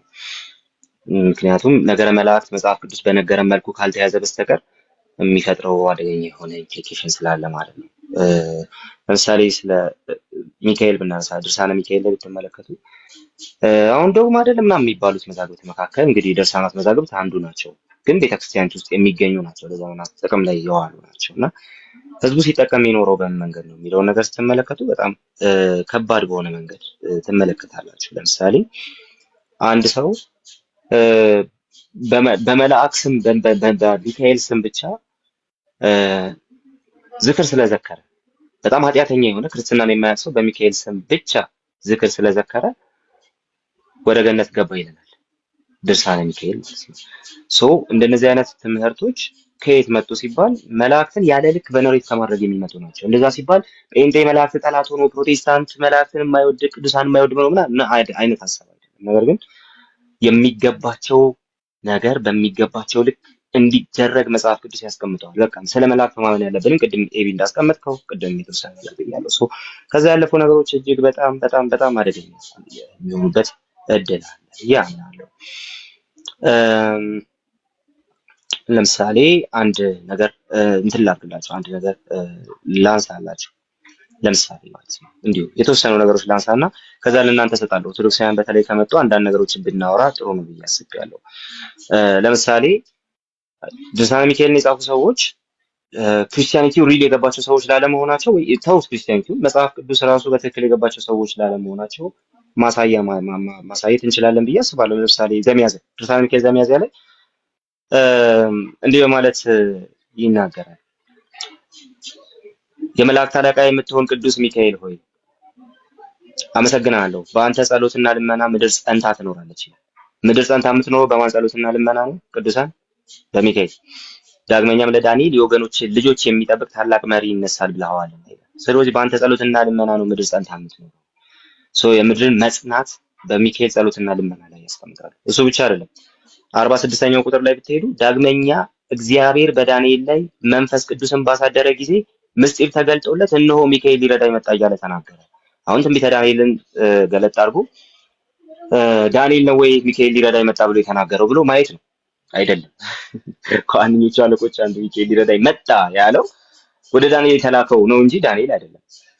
በራእይ ተገልጦለት በመንፈስ ቅዱስ ተገልጦለት ሚካኤል ሊረዳኝ መጣ ብሎ ዳንኤል ተናግሯል ይላሉ የድርሳነ ሚካኤል ጸሐፊያን ማለት ነው። ስለዚህ ይሄ በጣም በጣም ከባድ የሆነ መጽሐፍ ቅዱስን ያላወቁ ሰዎች ወደ መጽሐፍ ቅዱስ ቀርበው የመጽሐፍ ቅዱሳዊ አይዲያዎችን አንስተው የሆነ ነገር አፕላይ ለማድረግ ሲሞክሩ የሚፈጥሩትን ነገር ያሳያል። ይሄ ሁሉ በቤተክርስቲያኒቱ ውስጥ የነበሩ ሰነዶች ናቸው። ኦኬ። ስለዚህ የትኛው ይስተካከላል የትኛው ይስተካከልም የሚለውን ነገር እንግዲህ መጥተው ይነግሩናል። የትኛው ነው መጽሐፍ ቅዱሳዊ የትኛው ነው መጽሐፍ ቅዱሳዊ እስካሁን ስትጠብቁት ስለኖራችሁት ይሄ መጽሐፍ ማለት ነው። መላእክትን ግን ያለ ልክ ቨንሬት የማድረግ ጉዳይ እጅግ በጣም ከባድ እንደሆነ በዚህ ማየት እንችላለን። እሱ ብቻ አይደለም፣ የሚካኤል ስዕል ተአምር እንደሚያደርግ በአፎሚያ ህይወት መመልከት እንችላለን። ለምሳሌ አፎሚያ ለሰይጣን የሚካኤልን ስዕል ልታሳየው ስትል ተቅበጠበጠ፣ ተጨነቀ ይለናል ድርሳነ ሚካኤል ዘጠኝ። ኦኬ።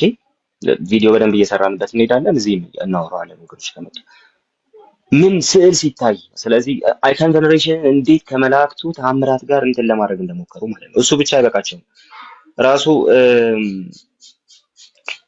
ከዛ በኋላ የምትመለከቱት ነገር አፎሚያ ንስሐ ከገባች በኋላ የሚካኤልን ስዕል አምጡልኝ ብላ የሚካኤል ስዕል ሲመጣላት ስትስም ስዕሉ በሮ የቤተክርስቲያኒቱ እንትን ላይ ተቀመጠ ይላል። ኦኬ። ስዕሉ በሮ የቤተክርስቲያኒቱ ግድግዳ ላይ ተቀመጠ ይላል። የቅዱስ ሚካኤል ቤተክርስቲያን በሚባረክበት ወቅት ደግሞ የተከሰቱ ነገሮችን እዛው ይነግረናል ማለት ነው። ለምሳሌ እዛው ዘሰኔ ላይ ከቁጥር 51 ጀምሮ ብትመለከቱ ያንን ታያላችሁ። በመሬት ላይ ተንበረከከች፣ ንስሐ ገባችና ለእኔና ለባሪያዬ አስተራኒቆስ ስማችን መታሰቢያ ይሆን ዘንድ ለነዳያን መጽውትልኝ አለችው። በዚህ ጊዜ እንግዲህ የሚካኤልን ስዕል አምጣልኝ አለችና ካመጣላት በኋላ ተሳለመችና በፊቷ ላይ አስቀመጠችው። ያ ስዕል ከፊቷ ላይ ተነስቶ እንደ አሞራ በሮ የመላእክት ሁሉ አለቃ የሚሆን በቅዱስ ሚካኤል ቤተክርስቲያን ገብቶ በቤተ መቅደሱ መካከል ያለ መስቀያ ተሰቀለ። ኦኬ። እንግዲህ ስዕላት የሚያደርጉትን ተአምር ከዚህ ይዘው ነው ስዕል ፊት የሚሰገደው። አሁን ስዕላቱ እንግዲህ በዚህ ደረጃ እንትን ያደርጋሉ፣ ራሱ ተአምር ይሰራሉ ተብሎ እስከ መታመን የሚያደርስ ከልቲክ የሆነ ልምምድ ውስጥ ተገብቶ ነው። ይህ ሁሉ እጅግ በጣም ኤክስቴንድ የተደረገ ያለ ልክ የተለጠጠ የመላእክት ቬነሬሽን ያመጣው ነገር ነው። የዚህ መጽሐፍ ጸሐፊያን እዚህ አይነት መላእክትን የሚመለከቱ ነገሮችን የሚሰሩ ሰዎች ጸሐፊያን እጅግ በጣም ከባድ የሆነ የመጽሐፍ ቅዱስ እውቀት ችግር እንዳለባቸው መመልከት ትችላላችሁ፣ በሌላ ስፍራ ላይ ማለት ነው። ኦኬ። ለምሳሌ ዘጥቅምት ላይ ብትመለከቱ ድርሳነ ሚካኤል ዘጥቅምት ላይ ብትመለከቱ ከደቂቀ አዳም ሰውነቱ በኃጢአት የረከሰ አንድ ሰው ነበረ። ያ ሰው ከተወለደበት ቀን ጀምሮ ከተንኮልና ከክፋት በስተቀር አንዳችም በጎ ስራ ሰርቶ አያውቅም። ነገር ግን አንድ ዓላማ ብቻ ነበረው ይላል። ይኸውም በየወሩ የቅዱስ ሚካኤልን በዓል ማክበር፣ ዝክሩን እየዘከረ ለነዳያን ማብላት ማጠጣት ነበር። ከጊዜ በኋላ ግን ያ ሰው ሞተና አጋንንት ይህች ነፍስ የኛ ናት በማለት ሲደነፉ፣ ሚካኤል ግን የኔ ናት እያለ ይከራከር ነበር። የትኛው በኃጢአት ሰውነቱ የረከሰ ከተወለደበት ቀን ጀምሮ ከተንኮልና ክፋት በስተቀር ምንም ሰርቶ የማያውቅ ሰው ማለት ነው። ኦኬ። ኧረ በደንብ ትስቂያለሽ፣ ግን መተው ይጠየቁ ስላሰብኩ ይችላል። እንግዲህ እንደነዚህ አይነት ነገሮችን እያየን መሄድ እንችላለን ማለት ነው። ቢሆን በኃጢአት የቆሸሹ ሰዎች ለመላእክት ስለዘከሩ ብቻ ሚካኤል የሚረዳበትን አግባብ ጭምር ያሳየናል ማለት ነው። ይህ ብቻ አይደለም እንግዲህ ሚካኤል ነው ቦርቴውን ከፍ አድርጎለት ሲባል ሰምታችኋል። በእንትና ማለት ነው በመምህር ዘበነ ዳዊት የመጣው ዝም ብለው አይደለም። ለምሳሌ ድርሳነ ሚካኤል ዘጥቅምት እዛው ላይ ቁጥር 86 ብትመለከቱ እንዲህ ይላል። ዳግመኛ በዛሬው ዕለት እግዚአብሔር ቅዱስ ሚካኤልን ወደ ዳዊት ልኮት ኃይል ሰጥቶ እየተራዳው የራእያታዊና የኢሎፍላዊ ወገን የሚሆን ጎልያድን ገድሎ የእስራኤል ልጆች ከጠላታቸው እጅ ያዳነበት ቀን ነው። ኦኬ። ስለዚህ በዚህ ቀን ሚካኤል ተልኮ ነው ረድቶት ዳዊት ያሸነፈው በማለትም ይነግረናል። መልክአ ሚካኤል ይቀጥላል። ከዛ ለሚካኤል ስግደት እየተሰገደ የአካል ክፍሎቹ እየተጠሩ እንትን የሚደረግ ጸሎት ማለት ነው። ወደ መልአክ የሚደረግ ጸሎት ማለት ነው። ኦኬ። መልክአ ሚካኤል ላይ ታገኛላችሁ። ሚካኤል ሆይ የተገፉትን የተከፉትን ለመጎብኘት በነፋስ ሰረገላ የሚወጡ በነፋስ ሰረገላ የሚሮጡ እግሮች ሰላም እላለሁ። ቅንነት ያለ መልአክ ሆይ ከአመፅ ከተንኮል ንጹሕ ልብ የዋህ ነህና እግሮቼን ከስህተት ጎዳና ጠብቀህ ወደ ጽድቅ ጎዳና መርተህ የህይወት ፍሬ ለመብላት አብቃኝ። ከዛ ለሰኳን ዊከ ምናምን እያለ ለሁለቱ ሰኳን ምንድነው ሰላም እላለሁ እያለ የአካል ክፍሎችን ሁሉ እየጠቀሰ ሰላምታ ያቀርባል። ከዛ ይጸልያል። ለመላእክት ጸሎት እስከ ማቅረብ መላእክትን ኢንቮክ እስከ ማድረግ የጸሎት መጽሐፍ አሳትሞ ማለት ነው። ለምን ሲባል ይሄ ከልክ ያለፈ ለመላእክት የሚቀርብ የሚደረግ ቬነሬሽን ማለት ነው። እና በአጭሩ ወደ አምልኮ የሚጠጋ አይነት ለመላእክት የሚሰጥ ቬነሬሽንን ጭምር እናያለን። እንግዲህ ኦርቶዶክስ ወገኖቻችን ወንጌልን እየኖሩት ከሆነ ወንጌል የሚኖረው በዚህ መንገድ አለ ማለት ነገር ግን ከባዕድ ልምምድ ጋር የተቀላቀለ ወንጌልን እየኖሩ ነው ለማለት በቂ ቤዛ አለን። ነገር ግን ይህንን ምን ይሉታል የሚለውን ነገር እነሱ ቢነግሩና ደግሞ ጥሩ ነው። ካልተቀበሉት መልካም፣ ከተቀበሉት ደግሞ በማስረጃ ይመጣሉ ማለት ነው። ሶሪ ጋይስ ፕሮግራም ላይ ነኝ፣ እመለስ ስላሉ ተባረኩ።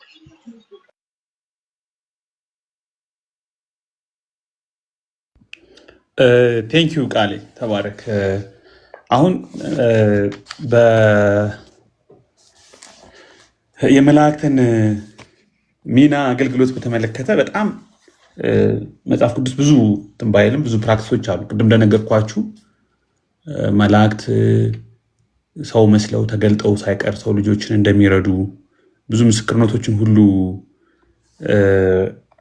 እንሰማለን። እኔ እንደነገርኳችሁ ቢሊግራም የሚባል አንድ ኤንጀልስ የሚል መጽሐፍ ሳነብ አንዳንድ ሰዎች ሆስፒታል ታሞ የተኙ ሰዎችን ተገልጠው እንደው ማለት ይህ መኪና አደጋ ራሱ ከባድ የመኪና አደጋ ምናምን ሊያጋጥም ሲል ድንገት የሆነ እርዳታ የሚያገኙ ሰዎች ድንገት የሚከሰቱ ሰዎች አሉ እና ምናልባት እነሱ መላእክት ሊሆኑ ይችላሉ ሁሉ ብለው የሚያስቡ ሰዎች አሉ፣ እኛም ጋር አካባቢ ማለት ነው። የሆነ መላእክት እግዚአብሔር አይልካቸውም፣ ሰው አይረዱም። መላእክት እግዚአብሔር በጣም አርሚዎች ናቸው። ቅድም እንደነገርኳቸው አዲንትራ አዴክስትራ ናቸው የሚለውን እንቀበላለን፣ እናምናለን። እንደዛ ነው ምናምነው። ግን በተለይ በኦርቶዶክስ ቤተክርስቲያን ውስጥ ለመላእክት የተሰጠው ቦታ በጣም መጽሐፍ ቅዱሳዊ የሆነ በፍጹም የክርስቶስ ትምህርት ያልሆነ መጽሐፍ ቅዱስ ላይ የማናገኘው በቤተክርስቲያን አባቶች ዘንድም በጣም ብዙ ቦታ ያልተሰጠው በዛ ደረጃ ያልተቀመጠ ነገር ነው ማለት በሐዋርያቱ ለምሳሌ የቆላሲስ ምዕራፍ 2 ቁጥር 18ን ታውቃላችሁ። ሊትራሊ የተወገዘ ነገር ነው። የመላእክትን አምልኮ ቬኔሬሽንን ሪጀክት የሚያደርግ ሀሳብ አለ። ራዕይ ምዕራፍ 19 እና 22 ላይ ዮሐንስ ተጠንቀቅ እስኪል ድረስ ያንን ስግደቱን ሪጀክት አድርጎታል። በሐዋርያን አበው ለምሳሌ ቀለሚንጦስን እስከማስታውሰው ድረስ ሙሌም እዚህ ያለ ፋዘር ስጋ ጥሩ እንትን ስላለው የሰዎችን ሂውመን ዲቮሽንን በፍጹም እንደማይቀበሉ አንደኛ ቀለሚንጦስ ላይ እናገኛለን። እና እንደ ኦብጀክት ኦፍ ወርሺፕ ቬነሬሽን ብዙ ማስረጃዎችን አናገኝም። የውስቲ ሰማዕትም ቅድም እንደነገርኳችሁ የእግዚአብሔር አገልጋዮች ሰራተኞች እንደሆኑ ይናገራል። ነገር ግን ወደ አምልኮ የሚጠጋ ምስጋና በአምልኮ ሰዓት የሚጠሩ በቀጥታ የሚነገርላቸው የሚዘመርላቸው እንደሆኑ አይናገርም። እንደውም ኦሪገን ባይዘዌይ በ3ኛው መቶ ክፍለ ዘመን ኤክስፕሊሲትሊ ነው ሪጀክት ያደረገው ወደ መላእክት መጸለይ። ዳይሬክትሊ ወደ ኮንትራሴልሰም ላይ ታገኙ ትችላላችሁ። ክርስቲያኖች ለመላእክት በቀጥታ መጸለይ የለባቸውም በክርስቶስ በኩል ነው ብሎ ቃል በቃል ተናግሯል። እንግዲህ ስለዚህ ቬነሬሽንን ቶታሊ ሐዋርያቱም ተቃውመውታል፣ ፖስት አፖስቶሊክ ፋዘርስም ተቃውመውታል። እንደዚህ በጣም አድቫንስድ ያደረገ ቬነሬሽን አሁን በኢትዮጵያ ኦርቶዶክስ ተዋሕዶ ቤተክርስቲያን ውስጥ በኢትዮጵያ ቤተክርስቲያን ውስጥ የምናየው ነገር በኋላ ዴቨሎፕ ያደረገ ላተር ፓርቲስቲክ እና ሜዲቫል ክርስቲያኒቲ ውስጥ የመጣ ነገር እንጂ በዚህ በአፖስቶሊክ ፋዘርስም በመጽሐፍ ቅዱስም ብዙ የሚገኝ ነገር አይደለም። ግን ይሄ ሰከንድ ቴምፕል ጁዳይዝም የምንለው በሁለቱ ኪዳናት መካከል ያለው ነገር ኢንቮኬሽኑ ሙከራዎቹ በግልጽ ብዙ ባናገኝም ኢቨን እዛም ምናልባት ይሄ ከነሱ ከምርኮ ጋር በተያያዘ የመጡ ነገሮች እንደሆኑ ብዙ ስኮላርስ ቅድም የጠቀስኩላችሁ ስኮላርስ የሚናገሩት በአምስተኛው መቶ ክፍለ ዘመን አካባቢ ራሱ ምናያቸው አንዳንድ ቸርች ፋዘርስ ራሱ መላእክትን በሚጠቅሱበት ጊዜ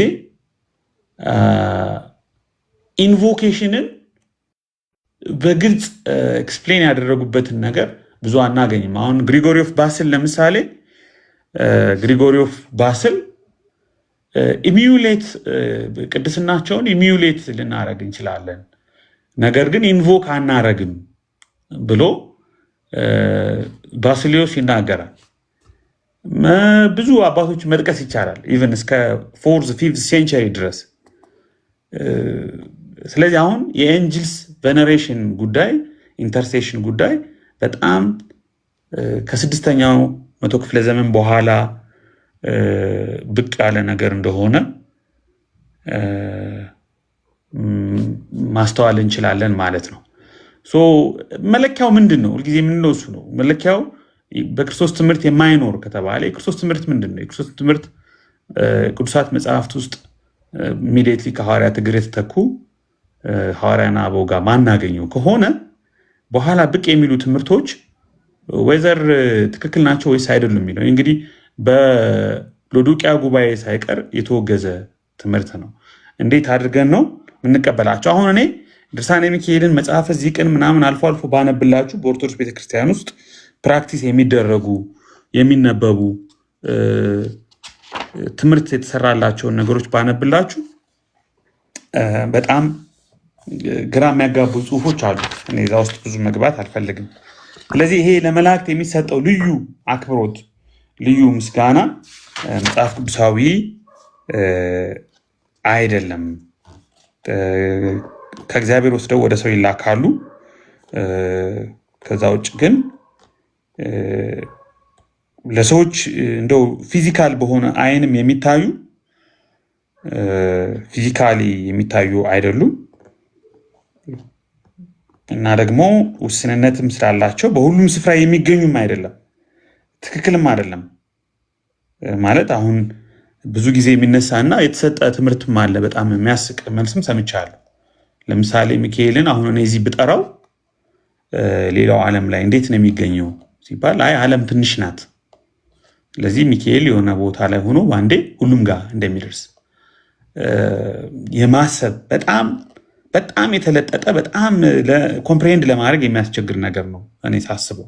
አሁን እኔ ለሚካኤል ስጸልይ አንድ ደግሞ የሆነ ሳውዝ አፍሪካ ሆኖ የሚጸልይ ሰው የሆነ ኬፕታውን ሆኖ የሚጸልይ ሰው ለሚካኤል ቢጸልይ ሚካኤል ኬፕታውንም እዚህም ያለውን ጸሎት እንዴት ነው የሚሰማው? እንዴት ነው የሚመልሰው?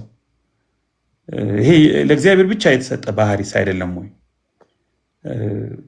በአንድ ጊዜ ቁልቢ ገብርኤል፣ ሐዋሳ ገብርኤል፣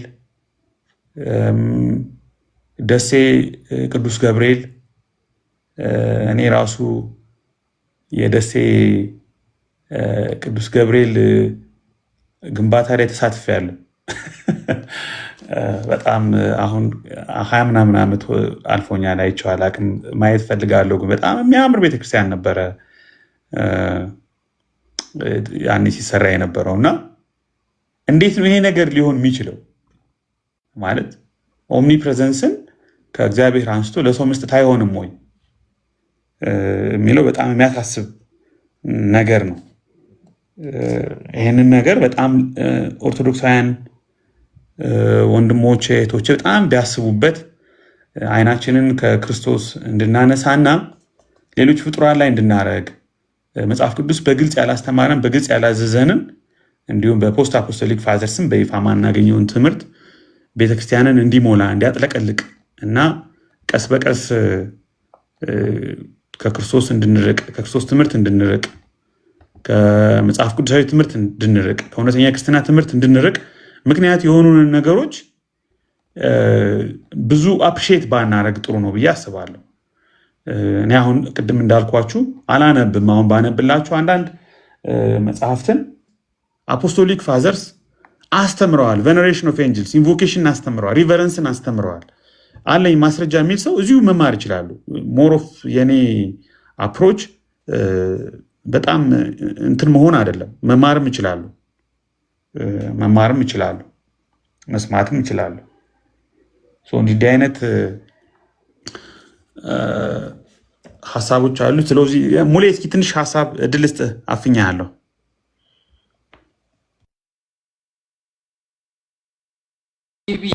እንዴት ናችሁ? ሁላችሁንም ሰላም ልበልና እኔ ምናልባት ትንሽ አንድ መጽሐፍ ሪኮሜንድ ማድረግ የሚፈልገው የጆርጅ ፍራንች የሚባለውን ሂስቶሪካል ራይተር ጸሐፊ ታውቃለህ? ምናልባት በጣም ፓትሪያቲክ እንትን የሚል ነው እና እንደዚህ አይነት ነገሮችን በተለይ መላእክትን በተመለከተ የሰዎችን ኢንቮኬሽንን ኢንካንቴሽንን በቤተክርስቲያን ታሪክ ውስጥ እንዴት ነው የሚተላለፈው የሚለውን በብዛት ያጠና ሰው ነው እና ሮማን ኮንትሮቨርሲ በሚለው መጽሐፍ ላይ በተለይ ይሄ በፕሮቴስታንቲዝም ውስጥ ያለውን ነገር በብዛት መልስ ይሰጣል እና በፓትሪያቲክ ራይቲንግን በተመለከተ ይሄ በቤተክርስቲያን ልምምድ ውስጥ የምናገኛቸውን በተለይ አሁን ባሉት ላይ የምናገኘው ኦር በአንሸንት ሂስትሪ ወይም በቸርች ፋዘሮች ሪጀክት የተደረገ ለምሳሌ ዘካርያስ 1 ከ8 እስከ 14 ያለውን ክፍል ፓትሪያቲክ ራይቲንግን ኮት እያደረገ በጣም እንትን ይላል። ለምሳሌ እሱ ኮት ካደረገው አንዱ የሲሪልን ኮሜንቴሪ ነው። እኔ ራሴ የሆነ ሰዓት እንትን ይሰማል ድምጼ ይቅርታ። በደንብ ነው የሚሰማው ሙሌ። እና የሲሪልን ኮሜንቴሪ ይጠቅስና the angel who ask the God is logos himself እግዚአብሔር ማለት የእግዚአብሔር ቃል ራሱ ወይም ኢየሱስ ክርስቶስ ነው ይላል። እግዚአብሔርን እየጠየቀ ያለው መልአክ እዛ ጋር ኢየሱስ ነው ይላል። ምክንያቱም በአንድ ፍሬዝ ብቻ አይደለም የሚታየው። ያ ዘካርያስ 1 ላይ ያለው አንድ ላይም አለ፣ ዘካርያስ 2 ላይም ኢንቮኬሽንን ሁላ ኢንካንቴሽን እገዛን ሁላ ምናምን በጣም የሚጠቀስ ጥቅስ አለ።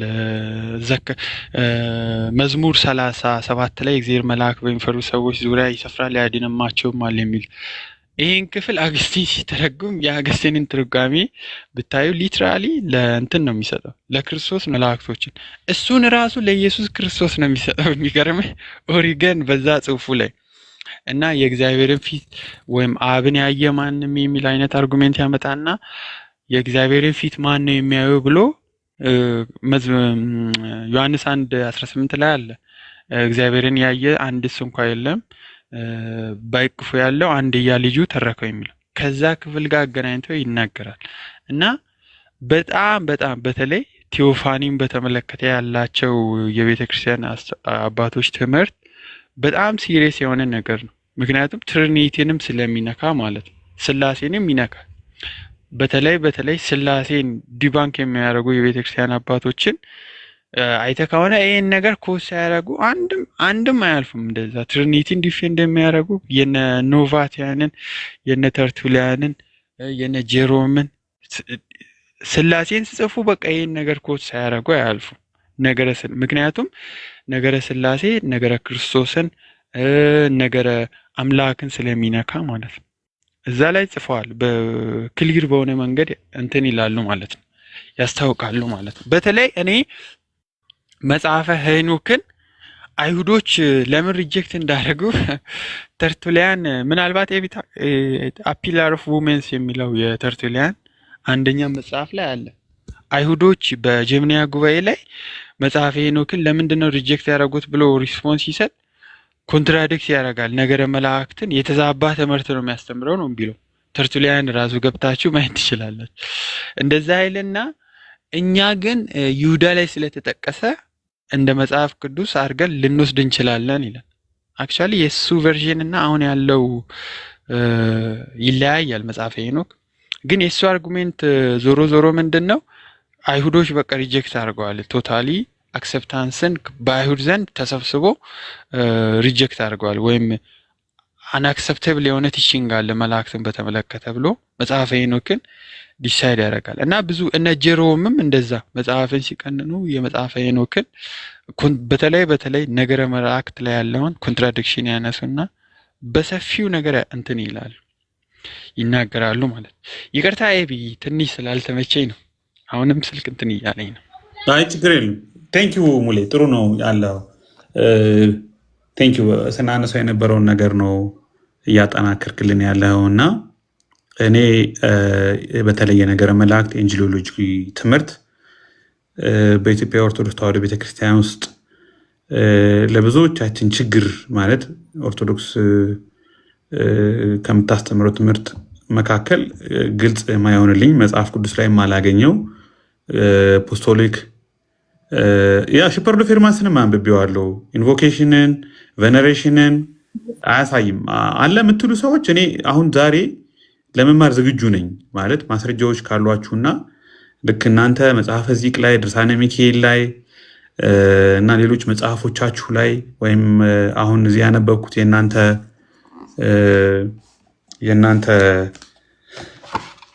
እምነት ስርዓተ አምልኮና የውጭ ግንኙነት መጽሐፍ ላይ በተጠቀሰው መልኩ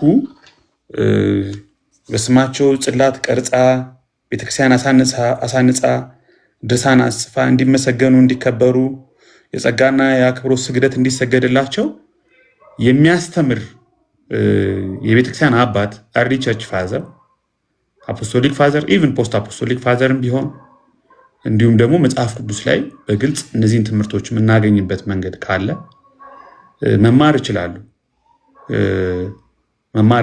ማየት ይችላሉ። እኔ ችግር የለብኝም። እኔ ቅድም አሁን ፕሮብለሙ ቲክቶክ ብዙ ጊዜ እንደተናገርኩት ብዙ ነገር ከተነጋገርን በኋላ ሰዎች ይመጣሉ። የሌሎችን አላነበብኩም ብዬ ነው የማውቀው፣ ያነበብኩት የኦርቶዶክስን ነው። ስለዚህ ዘግይታችሁ ስለመጣችሁ ነው እንጂ ኦልሞስት ወደ 19 ፔጅ እኔ አንድ ሴሚናር ፔፐር የሰራሁት አለ።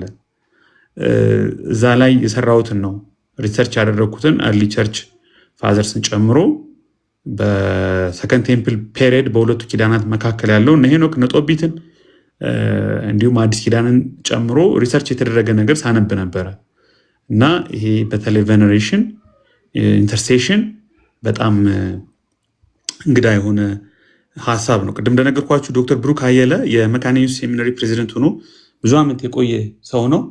እሱ ፈርስት ሄኖክ ኤንድ ኢትስ አንጀሊዮሎጂ ኢን ጁድ ሚል ይሁዳ መልእክት ላይ ከመገኘቱ ጋር ይሁዳ ከ5 እስከ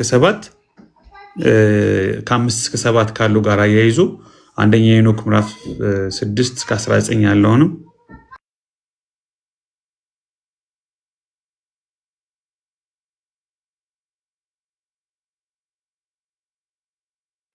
ይቅርታ እሱን ሶፍት ኮፒ አለ አግኝታችሁ ብታነቡት ኦርቶዶክሳውያንም ፕሮቴስታንቶችን ብዙ ነገር ታገኛላችሁ። ሄኖክን ይሁዳ ጠቅሷል። አንዳንዶች አይ ሄኖክን ሳይሆን የጠቀሰው መጽሐፈ ሄኖክን ሳይሆን የጠቀሰው ሄኖክን የጠቀሰው ይላል። አንዳንዶቹ መጽሐፈ ሄኖክን የጠቀሰው ይላሉ። ግን ዶክተር ብሩክ አየለ የፕሮቴስታንት ስኮላር ነው። ሄኖክ ላይ ፒኤችዲውን የሰራ ሰው ነው። ሄኖክና ይሁዳ ላይ ይሄ የነገርኳችሁ የማስተርስ ስራው ነው። ቴሌግራም ግሩፕ አለ፣ እሱ ጋር ተቀላቀሉ፣ አስቀምጥላችኋለሁ።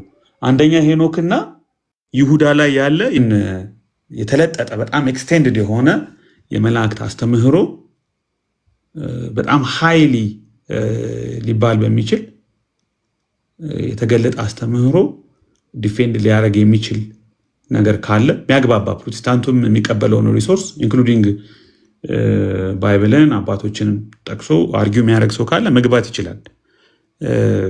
ይህንን መጽሐፍ ግን ግሩፑ ላይ አስቀምጥላችኋለሁ። ይህን አርቲክል 19 ፔጅ ያልኳችሁን አርቲክልም ግሩፑ ላይ አስቀምጥላችኋለሁ። አስቀምጬው አውቃለሁ፣ ከአሁን በፊት አስቀምጬው አውቃለሁ። አሁንም ቢሆን አስቀምጣለሁ። አሁንም ግሩፑን ጆይን እያደረጋችሁ ያላችሁ ሰዎች አላችሁ። ኦልሬዲ አርቲክሉን እያስቀምጥኩት ነው።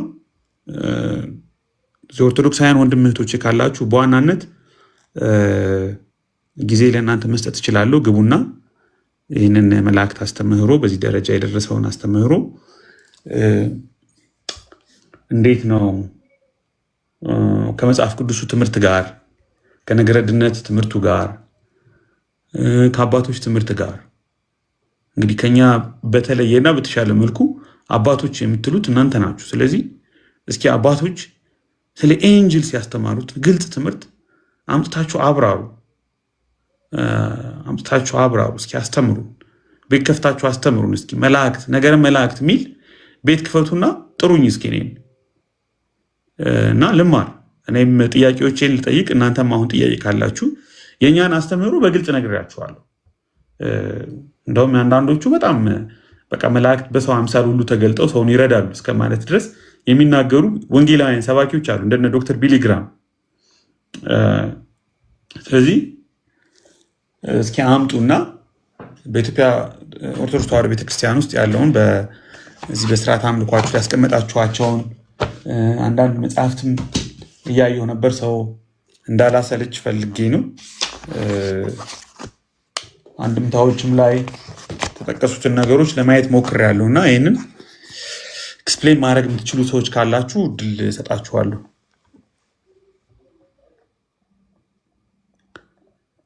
እነዚህኑ መግባት ቢችል ደስ ይለኛል። እኔ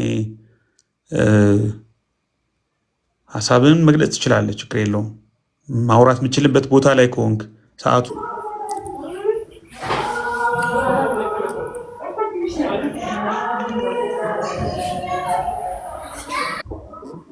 ከዛ ይልክ ያንተ ውስጥ ግባ። ማን ነው የሚቀያየረው? ተዋትንኩ እዚህ ጋር እንደዚህ ማድረግ ይቻላል፣ ግን